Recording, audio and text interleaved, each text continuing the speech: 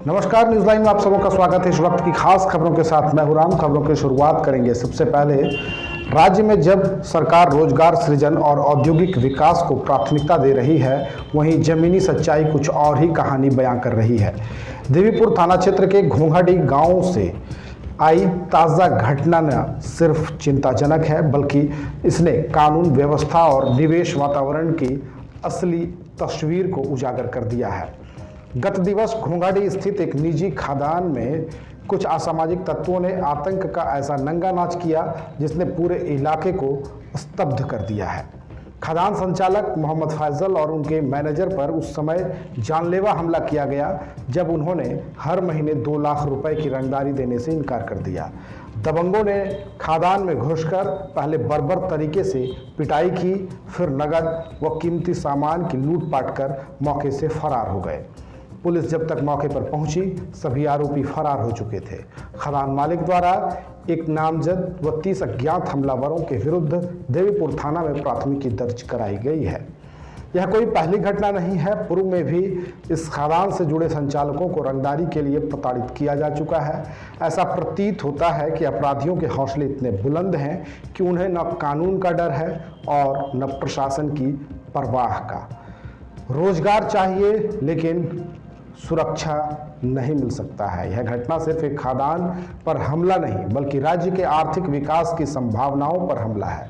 जब एक स्थानीय उद्योगपति अपने ही प्रदेश में सुरक्षित नहीं है, तो हम यह कैसे उम्मीद कर सकते हैं कि देश और विदेश से कोई निवेशक यहां आकर उद्योग स्थापित करेगा। सरकार विदेशों में जाकर इन्वेस्टर्स मीट आयोजित कर रही है। Make in India, startup India जैसे अभियानों के तहत निवेशकों को आमंत्रित कर रही है, लेकिन जमीनी हकीकत यह है कि यहाँ निवेशकों को पहले गुंडा टैक्स चुकाना पड़ता है, फिर सुरक्षा के लिए दर दर भटकना पड़ता है। यह सवाल सिर्फ कानून व्यवस्था पर नहीं, बल्कि राज्य की छवि, प्रशासनिक इच्छा शक्ति और राजनीतिक प्रतिबद्धता पर भी उठता है। क्या सरकार इतनी असहाय है कि वह अपने ही राज्य के उद्यमियों को सुरक्षा नहीं दे सकती? डरे हुए उद्योगपति मोहम्मद फैजल जैसे स्थानीय कारोबारियों के लिए यह सिर्फ एक हमला नहीं, बल्कि मनोबल तोड़ने वाली घटना है। जब दिन दहाड़े खदान में घुसकर इस तरह की हिंसा की जाती है और पुलिस अपराधियों को पकड़ पाने में असफल रहती है, तो यह साफ संकेत देता है कि प्रदेश में जंगल राज अपने चरम पर है। बताते चलें कि घोंघाडी की यह घटना किसी एक व्यक्ति या खदान तक सीमित नहीं है। यह एक चेतावनी है कि अगर हालात नहीं बदले तो उद्योग, रोजगार और निवेश की संभावनाएं केवल भाषणों और कागजों तक सीमित रह जाएंगी। अब वक्त है कि सरकार न सिर्फ इस मामले में त्वरित कार्रवाई करे, बल्कि ऐसी घटनाओं के पुनरावृत्ति को रोकने के लिए ठोस नीति और सुरक्षा व्यवस्था लागू करे। वरना वह दिन दूर नहीं जब रोजगार और विकास जैसे शब्द जनता के लिए खोखले और राजनेताओं के लिए सिर्फ चुनावी नारे बनकर रह जाएंगे। ये 8 तारीख को सुबह में मुझे कुछ ऐसी जानकारी मिली कि जो लोग पहले से भी पूर्व में भी कई बार रंगदारी की मांग कर चुके थे और हमने कई बार इस बात को लेकर के उनसे बात विचार भी हुआ, लेकिन चूंकि रंगदारी देने में हम हमेशा से असमर्थ रहे और उनको हमने ये भी बोला कई बार कि अगर ऐसा है कुछ काम अगर आप कर सकते हैं तो काम के लिए बात की जा सकती है, लेकिन जहाँ तक बात है रंगदारी जैसी चीज़ों की तो हम लोगों से ये संभव नहीं हो पाएगा। लेकिन उस दिन सुबह में हमको ये जानकारी मिली 8 तारीख को कि कुछ लोग जो है इस तरह से समूह बना करके प्रक्रिया में लगे हुए हैं कि किसी तरह से जाकर के माइंस पे मारपीट करें। तो हमको लगा कि पहले भी कई बार इस तरह से लोग बोलते रहे हैं, लेकिन कोई आया नहीं है। तो हम फिर भी एहतियात के तौर पे, क्योंकि यहाँ पे हमारे स्टाफ बहुत कम थे, बकरीद को लेकर के 2-4 ही लोग थे, तो मैंने सोचा कि मैं खुद रहूँगा तो बेहतर रहेगा। तो करीब 11:30 से पहले बहुत तेज़ की आवाज़ आने लगी।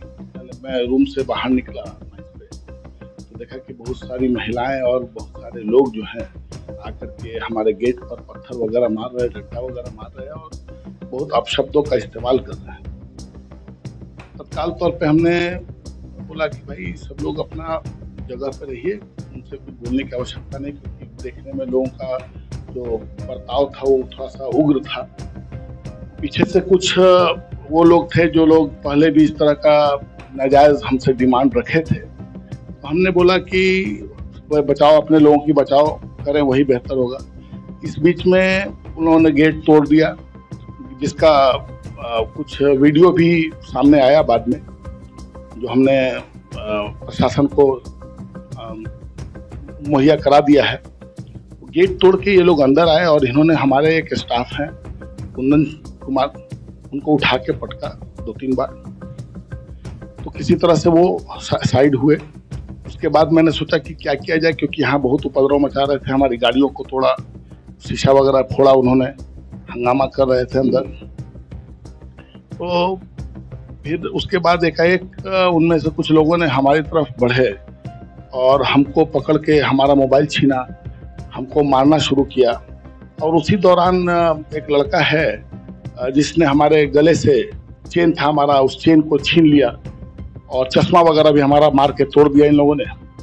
हम ज़मीन में गिर गए, किसी तरह से उठे और फिर हम संभले और लोगों से बोला कि भाई आप मारने की क्या आवश्यकता थी, आपको जो भी बोलना है, कभी भी कुछ बोलना रहा है तो आपने बोला ही है। और रह गई बात कि हम लोग जो भी काम करते हैं वो दिए गए नियमावली और नियम कानून के अंतर्गत काम करते हैं, उससे बाहर जाके काम करने का सवाल ही पैदा नहीं होता। क्योंकि मंशा है कि किसी तरह से अवैध वसूली हमसे की जाए, और बार बार ये शब्दों का इस्तेमाल करते, अवैध माइनिंग। इनको अवैध की समझ ही नहीं है। इन्होंने कई बार विभाग को लिखा, अन्य विभागों को लिखा, लेकिन कि इनको समझ नहीं है और इनकी मंशा कुछ और है, तो उसमें हम लोग छोटे लोग हैं साहब, हम लोग क्या कर सकते हैं। किसी तरह से व्यवस्था को चलाया जा रहा है, लेकिन इस तरह से परेशान करके हर बार ये जिस तरह से इन लोगों ने हमला किया, मैंने लगा जैसे कि ये हमको मार नहीं आया है। इसमें कोई दोमत वाली बात नहीं थी और इनकी पूरी मंशा थी कि इनकी मतलब अगर लोग कम होते या पत्रकार महोदय लोग शायद नहीं होते तो हो सकता है ये लोग जान भी मार देते। इसमें कोई दो राय वाली बात नहीं। इनको ये डर तो था कि पत्रकार लोग हैं और ये लोग वीडियो बना रहे हैं, तो हो सकता है हम लाइट में आ जाएं, लेकिन उसके बावजूद इन्होंने जिस तरह से प्रहार किया वो मतलब समझ से बाहर था। और हमने थाना को फोन किया और बताया कि साहब ऐसी ऐसी बात है। क्योंकि थाना को भी बहुत सारा काम रहता है, हम समझ सकते हैं, लेकिन प्रशासन ने बहुत मुस्तैदी के साथ वो लोग आए। उन्होंने उनके सामने भी यहाँ पे बहुत हो हंगामा ये लोग कर रहे थे और बहुत अभद्र भाषाओं का इस्तेमाल कर रहे थे। मारपीट की धमकियां तभी भी दी जा रही थी, वो लोग के रहते हुए भी मारपीट की धमकियां दी जाती रही। और प्रशासन आया, प्रशासन ने इन लोगों को बोला कि भाई आपको कोई भी तरह का मसला है तो ये ठीक नहीं है कि आप किसी भी उपक्रम के अंदर घुसिए, उसको मारपीट कीजिए, उनके स्टाफ को मारिए, कहीं से सही है। लेकिन तब तक काफी देर हो चुकी थी। हालांकि प्रशासन ने बीच बचाव करके हर तरह से हर संभव मदद किया हम लोगों को।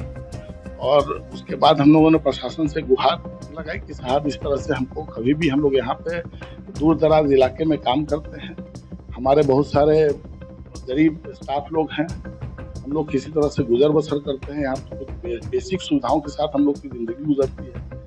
और कभी भी हो सकता है कि इस तरह का आक्रमण दोबारा हो जाए, रात बिरात में हो जाए, तो मतलब सुरक्षा का गुहार हम लोगों ने लगाया है। क्योंकि देखिए काम करना है और उस बीच में इस तरह की घटनाएं घटेंगी, तो इस तरह से अगर गांव के लोग में कुछ ही लोग हैं जो बाहर से आते हैं, इन लोगों का मन में गलत बात भरते हैं ताकि उनकी मंशाएं पूरी हो सके। लेकिन हाँ, उसमें सबने मिल करके इस तरह से किया, तो ये तो बहुत बुरा हुआ। मामला हो सकता है कि दर्ज हो गया हो। हम लोगों ने सारी बातें प्रशासन को बता दी थी। प्रशासन ने जो भी हमसे वीडियो वगैरह का फुटेज वगैरह जो भी संभव हो सका तो वो सब भी हम लोगों ने अवेलेबल करा दिया है। और हमको पूरा भरोसा है कि हमारे प्रशासन के लोग और आगे चल के न्यायालय के लोग इन चीज़ों का सही से निराकरण करेंगे और इस तरह की घटनाएं ना हो, ताकि हम जैसे विकासशील देश में काम करने की अपॉर्चुनिटी पे लोग काम कर सकें, लोग डरे नहीं। और इस तरह के डर के माहौल से बचते हुए एक विकसित देश का निर्माण करने में हम लोग जो सहयोग हो सके